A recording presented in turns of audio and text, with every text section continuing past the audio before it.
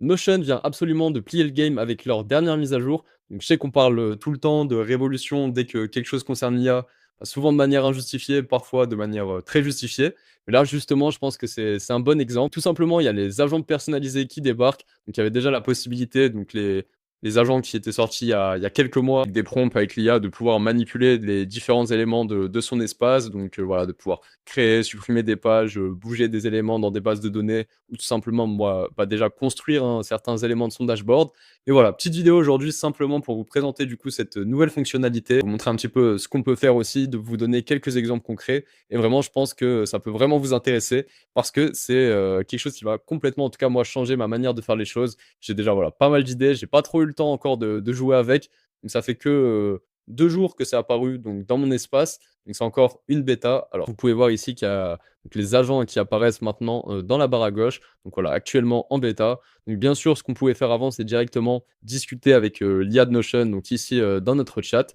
Mais il y avait un problème majeur et 2 problèmes majeurs en vrai qui viennent d'être résolus du coup avec cette nouvelle mise à jour. Donc le premier, c'est qu'on pouvait se contenter de seulement un seul set d'instructions. Donc vous voyez là, je peux sélectionner mes instructions, donc acolyte, minimaliste, analyste, etc. Vous connaissez probablement déjà les GPTs sur ChatGPT qui vous permettent justement de personnaliser vos instructions et donner du contexte et des documents, etc. pour avoir des réponses beaucoup plus pertinentes.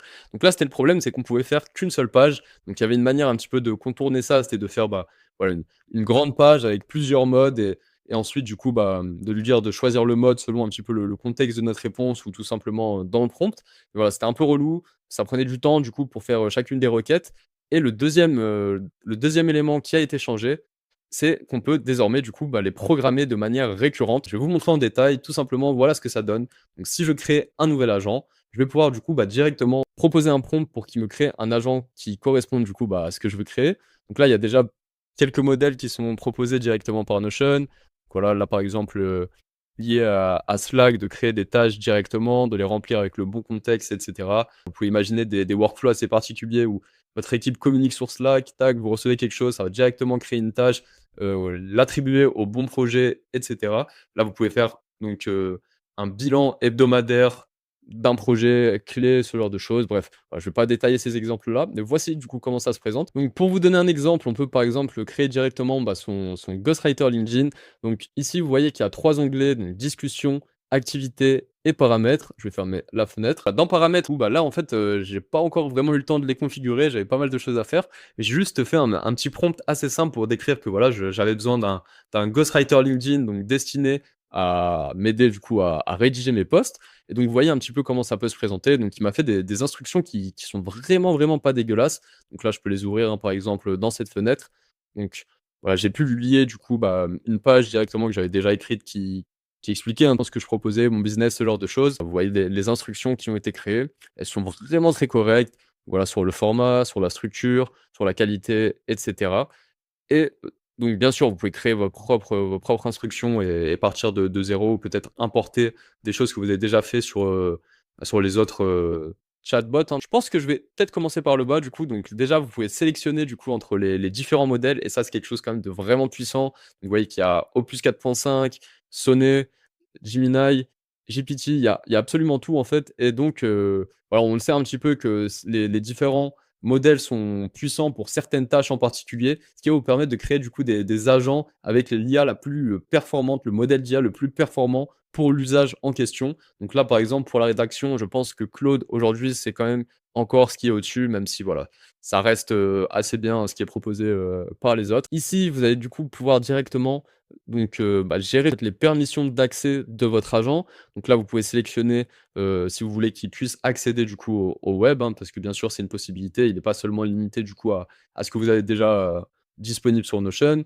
Donc là, s'il a accès au centre d'aide Notion, donc là ensuite, donc les pages qui sont partagées donc avec, que l'espace dans lequel vous êtes, hein, donc là voilà, c'est mon espace, Ziad Madi. Vous pouvez attribuer en fait, toutes les pages, donc moi j'ai ma page principale Reverse Entropy.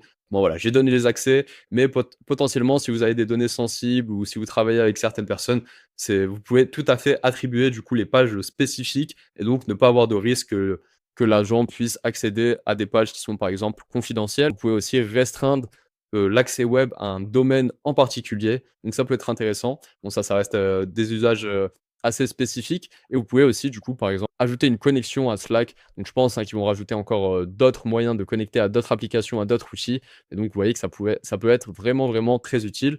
Donc ici, vous avez donc les outils, les accès, le modèle et enfin donc les instructions et donc voilà. La deuxième fonctionnalité super puissante qui n'était pas vraiment disponible avant, c'est tout simplement les déclencheurs. C'est-à-dire qu'on va pouvoir configurer du coup, quand est-ce que cet agent va se déclencher du coup, là, de manière donc chaque jour, quotidienne, chaque semaine, chaque mois, chaque année et là, vous pouvez, par exemple, configurer des déclencheurs un peu plus spécifiques. Donc dès qu'il y a une page qui est ajoutée dans cette base de données, dès qu'il y a une page qui a été dès qu'il y a une page qui a été mise à jour, supprimée, pareil, vous avez encore des choix disponibles, sur Slack. Donc là, pour vous donner un exemple concret, j'ai fait un agent qui s'appelle, Organisateur Notion. Encore une fois, j'ai utilisé la fonctionnalité qui me permettait juste de faire un prompt pour qu'il me crée tout seul les instructions et c'est plutôt, bien débrouillé, même si là, bah, voilà, j'aurais besoin de lui fournir quand même des informations un peu plus spécifiques et donc vous pouvez, par exemple, faire en sorte que tous les jours, bah, voilà, l'organisateur Notion, votre agent va directement, en fait, ranger donc votre espace Notion, c'est-à-dire, bah, attribuer, par exemple, les bonnes, les bonnes relations, les bonnes, propriétés, les bonnes métadonnées et aussi, du coup, pourquoi pas, par exemple, mieux formuler les textes, ce genre de choses. Donc ça réduit, en fait, vraiment à zéro le besoin de maintenance dans un espace. Vous avez juste, à importer les bonnes données, souvent en plus de manière automatisée et comme ça ensuite il se débrouille, il fait ce qu'il a à faire. Franchement, c'est vraiment, vraiment pas mal. Donc ici, tout simplement, ça va être une manière de d'y accéder, hein. Vous pouvez donc, voilà, comme un chatbot assez classique, choisir donc, l'agent en question et donc, lui demander ce que vous avez besoin. Vous pouvez aussi bien sûr attribuer n'importe quel document, n'importe quelle page de votre espace Notion en tant que contexte. Comme ça, il va pouvoir s'y référer et c'est ce qui est puissant parce que, bah, souvent dans ChatGPT, dans ce genre de choses, on n'a pas forcément, tous nos documents déjà prêts et puis voilà, on est souvent amené à faire des copier-coller, à déplacer des choses et voilà, c'est pas très agréable à l'utilisation quotidienne. Donc là, en plus de pouvoir agir directement sur vos données, ce qui n'est pas possible. Enfin oui, c'est possible avec des MCP et cetera. Mais ce que j'aime particulièrement du coup, c'est que ça va permettre de rendre les agents et l'IA de manière générale accessibles vraiment à tout le monde. Enfin voilà, surtout les agents parce que cette capacité du coup à modifier, le reste de vos données et d'interagir un petit peu avec tout ça. Il y a pas mal de gens qui utilisent déjà Notion donc vous avez sûrement déjà des données, dedans. Donc là, tout simplement, vous allez pouvoir accéder à votre, historique de conversation de manière, assez classique. Donc bien sûr de pouvoir le filtrer et cetera par déclencheur, par certains paramètres. Donc là, c'est ce que je vous ai déjà présenté tout à l'heure.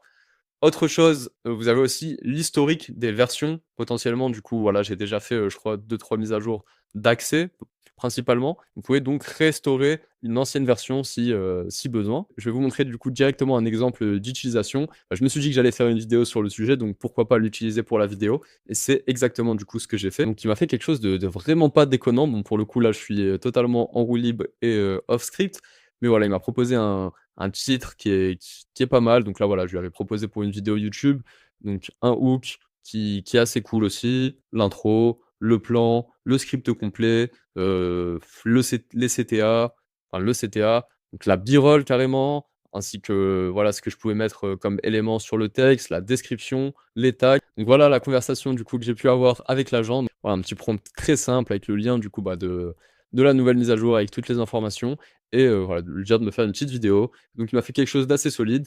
Donc il m'a posé des questions d'abord pour confirmer ce que je voulais exactement. Donc j'ai répondu à ces questions-là et puis il m'a proposé du coup vraiment quelque chose, d'assez bien et ce que je voulais vous montrer, c'est aussi du coup qu'il y a la possibilité toujours d'annuler. On peut se dire souvent, bah, c'est un peu risqué peut-être, si l'IA va modifier quelque chose que vous voulez pas modifier, ce genre de choses, on peut perdre des données. Donc là, sachez que vous avez la possibilité, donc comme avant, ça c'était déjà disponible, mais donc d'annuler l'action qui a été faite. Donc voilà, je vous laisse voir un petit peu déjà, bah, ce qui m'est passé, ce qui m'est venu à l'esprit. Vous pouvez faire par exemple un assistant pour vos scripts de vidéo, un assistant pour vos automatisations, donc un assistant de setting, hein, tout simplement pour vous donner des avis sur vos conversations, un organisateur Notion, un coach de vente qui va analyser du coup potentiellement vos transcriptions selon vos propres critères pour vous dire, ce qui a été bien, ce qui n'a pas été pas bien et quoi corriger. Un ghostwriter LinkedIn et encore je pense qu'il y a énormément de possibilités bien sûr, hein. J'ai fait ça, vraiment en 5 minutes. Donc voilà, je pense que j'ai rien oublié. J'espère que la vidéo vous a plu, que ça vous a été utile. Donc n'hésitez pas bien sûr à me dire ce que vous en pensez en commentaire. J'espère que ça vous a motivé à implémenter ça dans vos business parce que, bah, forcément, il y a un écart, hein, qui va se creuser entre ceux qui arrivent à mettre ça en place et ceux bien sûr qui continuent à faire comme on faisait avant. Mais voilà, de toute façon, vous avez tout à gagner Et ah oui, ma dernière chose, bien sûr, c'est que ça va être, pas disponible malheureusement sur le plan gratuit, mais sur le plan, je pense, à partir du plan business. Donc là, si je mets ma souris juste ici, c'est écrit qu'ils finalisent encore la tarification avant la sortie officielle. Mais bon, pour l'instant, je suis pas sûr, mais c'était ce qui avait marqué en tout cas sur le site. Voilà tout, passez une belle soirée et je vous dis à la prochaine.